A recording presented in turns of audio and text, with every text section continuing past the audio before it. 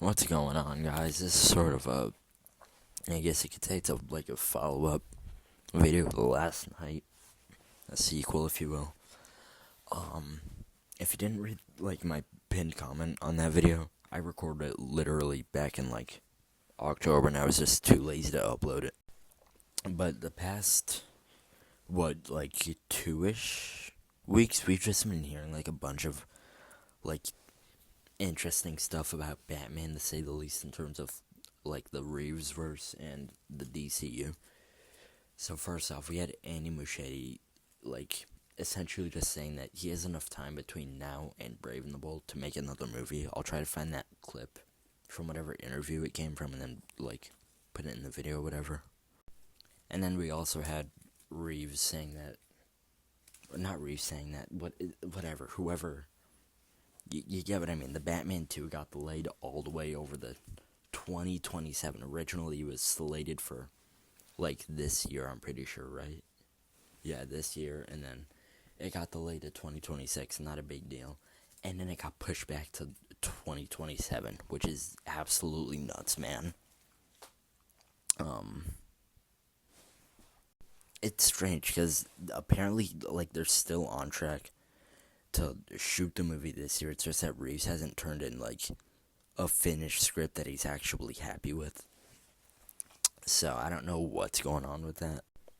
There's a lot of stuff floating around saying that they might just introduce Pattinson into the new James Gunn DC with Corn Sweat Superman, which I'm honestly a big proponent of. I'll try to sort of find the clip. I literally saw it on the way home. I'm very tired right now. This sort of just gonna be me rambling, just unorganized thoughts. Because I went to school and then I'm immediately after I just went straight to work, and then after work on the way to while I was walking home, I saw the interview clip of Reeves. I think it was I don't know. Is it the Oscars? I don't know. It was a few nights ago. There was this big film event, whatever, with a bunch of actors and directors there. I have no idea what it was. But Reeves was there, and they were asking him about the Batman. And based on what he said in that interview, in the clip I just played, this is weird. Okay.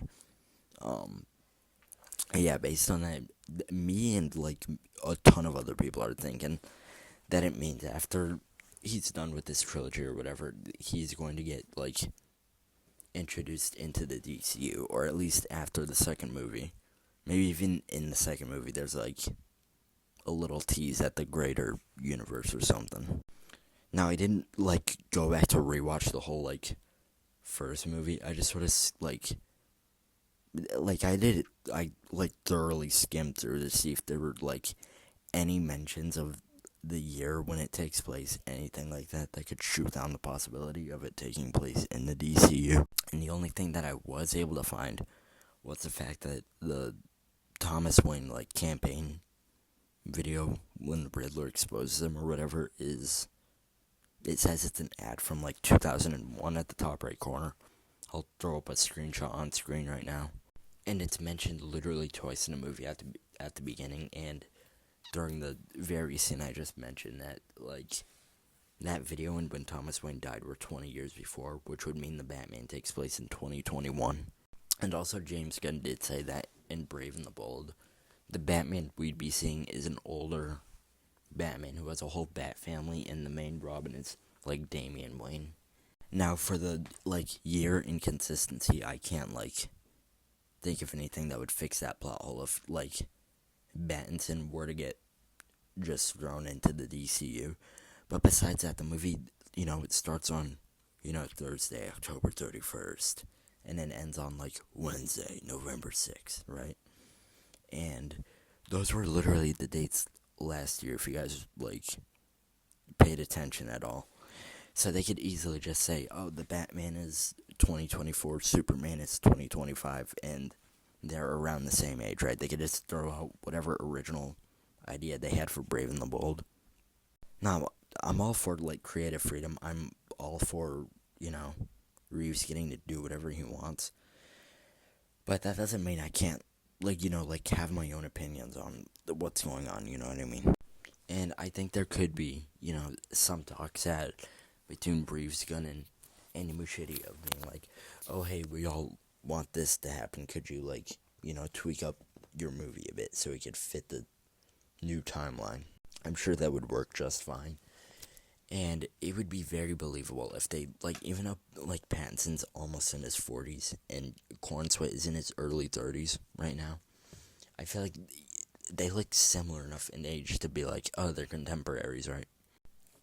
This would also mean that, Reeves' Batman can break out of the sort of realistic stories and he can end up, facing up against, the DCU's Clayface, which is confirmed to be getting his own movie.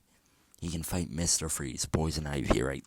The villains in Gotham can actually have superpowers. And honestly, a fantastical setting is always, always, always going to be better for Batman, in my opinion.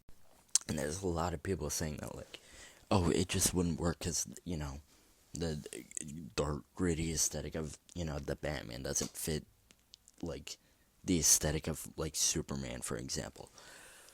But that's literally, the main appeal in the comics of, being able to see the two team up. It's because Batman is sort of, generally speaking, this super dark character whose whole thing is, turning pain and grief into something good. Whereas Superman, his stories are sort of, generally just more lighthearted, and the tone itself just feels way more hopeful than the average Batman story. And that's the same thing for Batman himself. The whole appeal is that, yeah, sure, he can do some pretty unrealistic things, right? No human being it can do, even if they were as trained as Bruce Wayne, but canonically he is supposed to be just, a regular guy. And that, again, that's, in universe, he's just a regular guy who's super rich and, had all these years of training, right? And that's, the main draw of seeing him fight guys I'm just, Clayface. I'm just gonna use that as an example again. We just love the idea that, this guy who's just a human being is able to take on this, mud monster who can just kill people in just a single stomp. And Killer Croc 2 is some giant crocodile. Most people would just be like, oh, just get someone with superpowers to fight him. Not, Batman being able to take him on solo is, just cool enough. And I feel like Reeves' Batman being so, grounded in reality or whatever.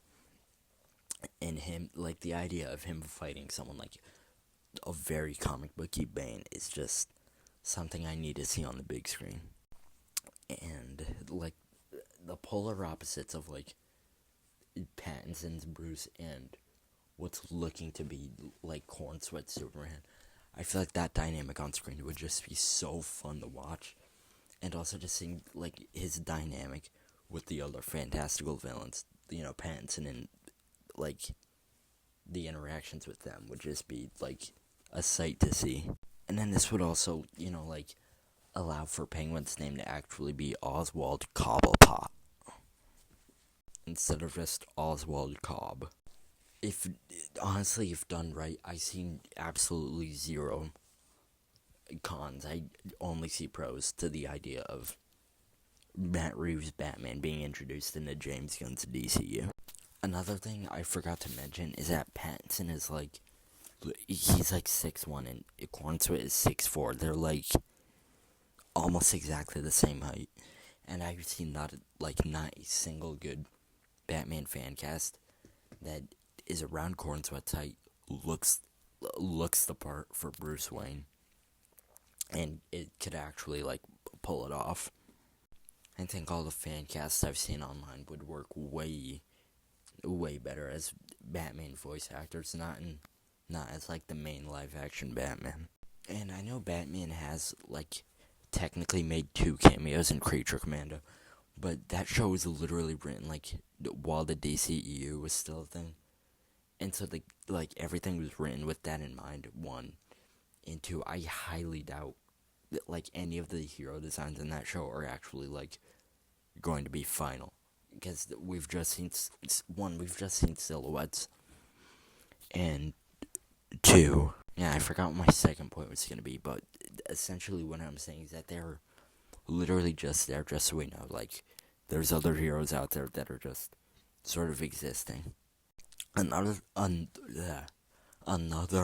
that I forgot to mention, like way earlier on, was that before the movie came out, there were actually like leaked set photos of like this a man and a woman dressed in like very like Halloween like Superman and Wonder Woman costumes, and there was like a newspaper I think that was leaked on set that mentions like Metropolis, Superman in Metropolis, something like that. I don't remember what it was exactly.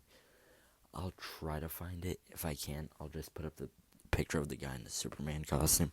But he is still like, you can still see him like in the opening of the movie. It's just super hard to see, just because of the way the like scene is filmed. But he is there still. And Matt Reeves has like in interviews before expressed like interest in like introducing Dick Grayson into his movies. So if they really wanted to, they could just introduce Benson into the DCU, and the main Robin is Dick Grayson. They scrap the Brave and the Bold plan, make it a whole new movie. Yada yada yada. But let me know what you guys think in the comments below, because I think this is like a very interesting like sort of topic and debate to be had. Should Battinson join the DCU, or should he stay in his own little like Elseworld and have someone else be the main Batman? I don't know. See ya.